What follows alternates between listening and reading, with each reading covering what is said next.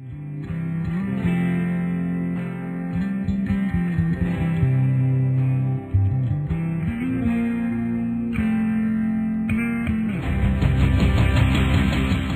vengo a contarles una historia colectiva que como especie humana venimos escribiendo desde hace muchos años y desde muchos ángulos.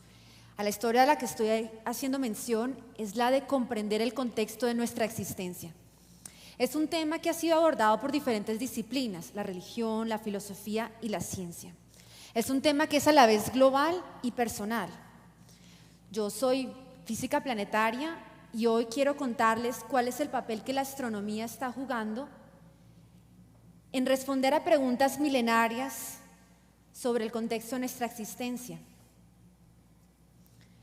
En el año 300 a.C., el filósofo Epicurio hizo la siguiente frase: hay infinitos mundos, tanto similares como diferentes al nuestro.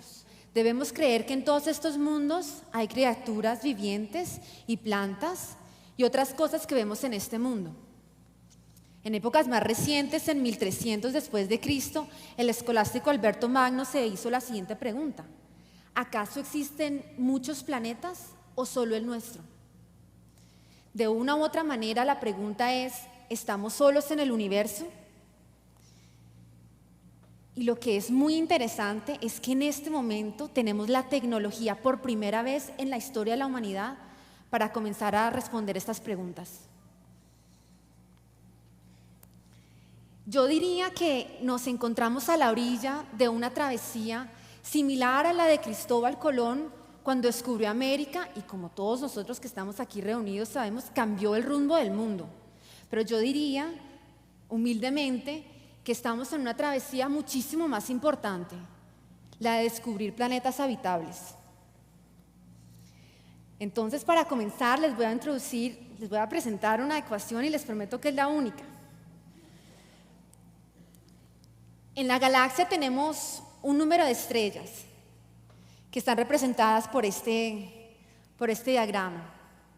De ese número de estrellas hay un porcentaje que tiene planetas orbitando a su alrededor. Esa fracción puede ser pequeña, puede ser grande, no sabemos.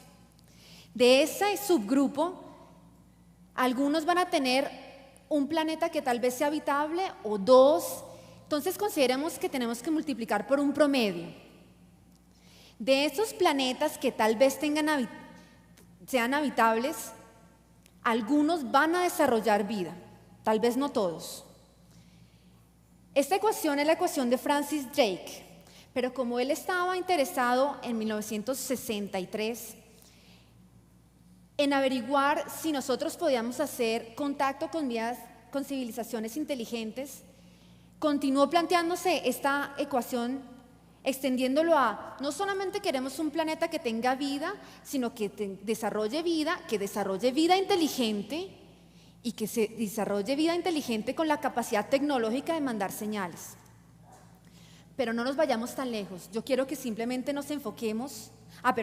Tengo que decirles que tengo que multiplicar por la cantidad de años que está presente esta vida y dividir por la edad de la galaxia. Entonces, la ecuación se convierte más simple cuando solamente nos enfocamos en que el planeta tenga la vida más primitiva, así sea un microbio. Entonces se convierte de esta manera. R es la razón a la cual se están produciendo estrellas en la galaxia, y esto lo podemos medir. Los astrónomos miran las cunas donde están naciendo las estrellas y pueden medir que más o menos en el año se nacen menos de 10 en nuestra galaxia. Pero los otros términos no los conocíamos. Es hasta ahora, y les digo hasta ahora, es este año en que estamos empezando a ponerle números a esos otros términos. ¿A cuántos planetas? ¿Cuál es el porcentaje de planetas habitables? ¿Y cuáles de ellos efectivamente desarrollan vida? Entonces, con esto tengo que presentarles cómo es que los astrónomos descubren exoplanetas, porque es a través de este nuevo campo que estamos comenzando a poder resolver estas preguntas. Entonces, el método directo de ver una estrella directamente es muy complicado. Para ustedes sería como detectar una luciérnaga a una distancia de un pelo, más o menos, de un proyector de luz 1.000.000.000 de veces más luminoso que la luciérnaga. Realmente imposible en este momento. Entonces, lo que los astrónomos utilizan son métodos indirectos sobre la estrella. Las estrellas que tienen planetas orbitan alrededor del centro de masa del sistema. Por ejemplo, en el Sol, el centro de masa está en su superficie debido a que Júpiter lo jala. Entonces, el Sol gira alrededor de su superficie con una velocidad más o menos de 13 metros por segundo, 50 kilómetros por hora, la velocidad de un carro. El efecto de la Tierra es mucho más pequeño porque el planeta es mucho más pequeño, es más o menos de 10 centímetros por segundo. Este método utiliza el efecto que la estrella, cuando se aproxima hacia nosotros, cambia las líneas del espectro, se mueve hacia el azul, y cuando se mueve hacia atrás, las líneas del espectro se mueven hacia el rojo. Entonces, este vaivén se puede medir y depende de la masa del planeta. Así que con este método tenemos la masa del planeta, de hecho la masa mínima, pero eso es técnico. El otro método es el de tránsitos. Los planetas que están en una geometría tal que pasan por el frente de su estrella con respecto a nosotros, bloquean parte de la luz. Entonces aquí pueden ver que la luminosidad tiene una caída periódica y esa caída es proporcional al tamaño del planeta con respecto al tamaño de la estrella. Así que si tenemos el tamaño de la estrella, tenemos también el tamaño del planeta. Y estos dos métodos en combinación nos dan la masa, el radio, como quien dice, nos dan la densidad. Y con la densidad ya podemos empezarnos a plantear qué composición tienen estos planetas.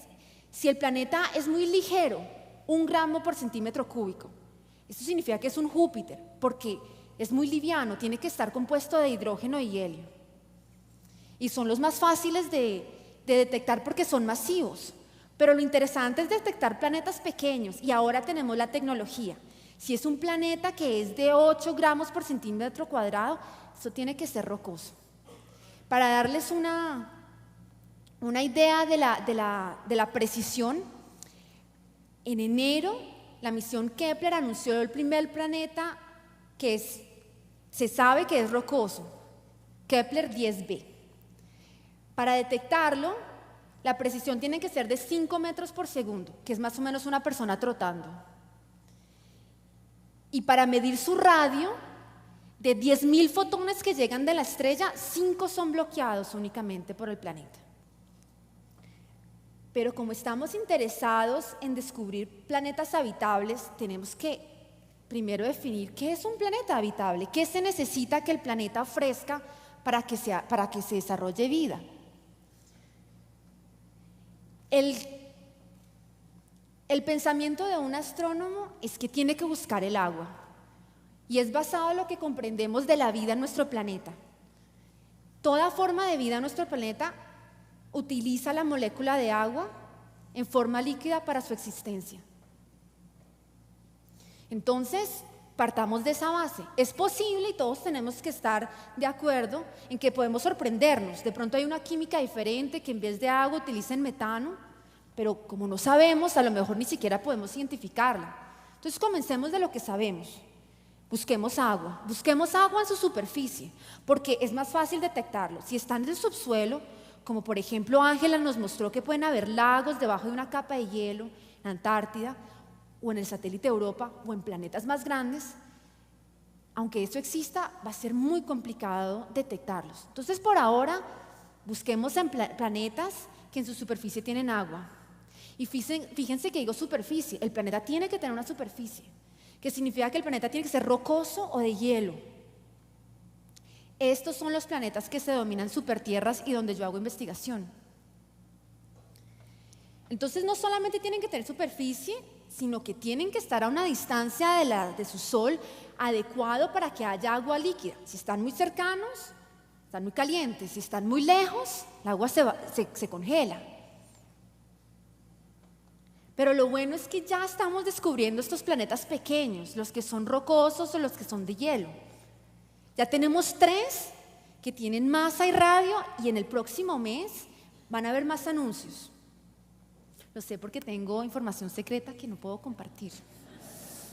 Pero en este mes van a saber de más. Los 3 que están publicados son Coro 7b, Kepler 10b y GJ 1214b. Yo sé que los nombres no son muy amigables. Los 2 primeros, sobre todo Kepler 10b, tienen que ser rocosos, tienen una densidad alta. Pero aunque son rocosos, no son habitables, están demasiado cerca a su Sol. Tienen un periodo de menos de un día. Así que ustedes se acuestan, se levantan, van al trabajo, se vuelven a acostar y este planeta le dio toda la vuelta a su Sol.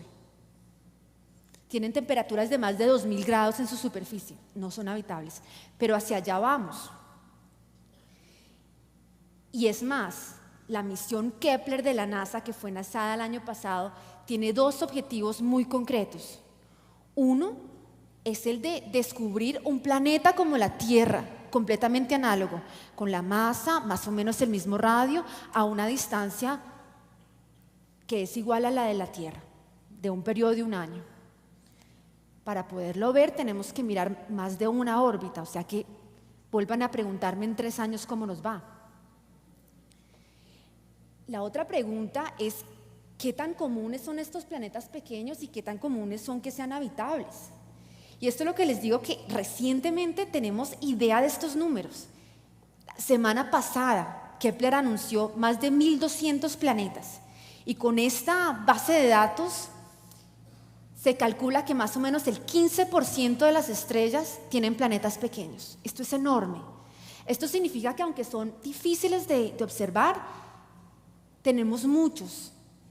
Entonces, es posible que sepamos el número de planetas habitables. Ahora tenemos que conectarlos con cuántos de ellos desarrollan vida.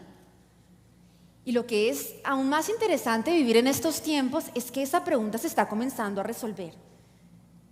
Laboratorios como el del Dr. Shostak en la Universidad de Harvard están mirando el problema con ojos de química y están tratando de crear un puente entre la astronomía, la química, la geología, para ver qué es lo que da el origen de la vida desde una perspectiva planetaria. Entonces ellos se ponen a mirar cuáles son los componentes primitivos que había, cuál era el material orgánico, cuáles eran los aminoácidos y qué caminos químicos pudieron ellos seguir para organizarse en algo que llamemos vida. Entonces, estén pendientes, en estos próximos años van a haber descubrimientos revolucionarios. Pero mientras entendemos esto, podemos seguir observando cosas muy interesantes. Estos planetas que transitan, que pasan por enfrente de su estrella, a estos se les puede medir la composición de la atmósfera, a grosso modo, porque cuando estos fotones vienen de la estrella y pasan por la atmósfera, recogen señales de la composición de la atmósfera de este planeta. Entonces la pregunta es, ¿acaso habrá señales que nos digan que en ese planeta hay vida? En la Tierra, por ejemplo, la cantidad de oxígeno que tenemos en la atmósfera y de ozono se debe a que hay vida en nuestra superficie. Si todos nos muriéramos, todas las plantas, todos los microbios se murieran, se extinguieran, en menos de 1000 años este nivel de oxígeno decaería al punto de no poderlo detectar de un extraterrestre.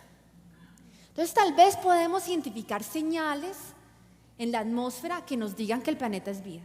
Y esto lo vamos a hacer en la próxima generación de telescopios que ya comenzaron a planearse y que van a ser lanzados prontamente. Por ejemplo, el telescopio James W. Space Telescope, que va a ser lanzado en 2014. Entonces, estos son momentos en los que, de nuevo, vamos a poder respondernos la pregunta, ¿es que hay planetas habitables? ¿Es que hay vida en otros planetas? Es aquí cuando quiero que tomemos una pausa, respiremos y nos preguntemos cuáles son las implicaciones de esto. ¿Qué tenemos que decirle a la religión? ¿Qué tenemos que decirle a la filosofía? ¿Qué tanto nos afecta como individuos? ¿Qué tanto nos afecta como sociedad? Y quiero dejarles con una idea y con una pregunta. Lo más probable es que durante sus vidas ustedes vayan a poder salir, mirar el cielo despejado, señalar una estrella y decir, esa estrella tiene un planeta que aunque no veo, sé que tiene vida. Y la pregunta es, ¿este conocimiento hasta qué punto les afectaría su vida? Con eso los dejo.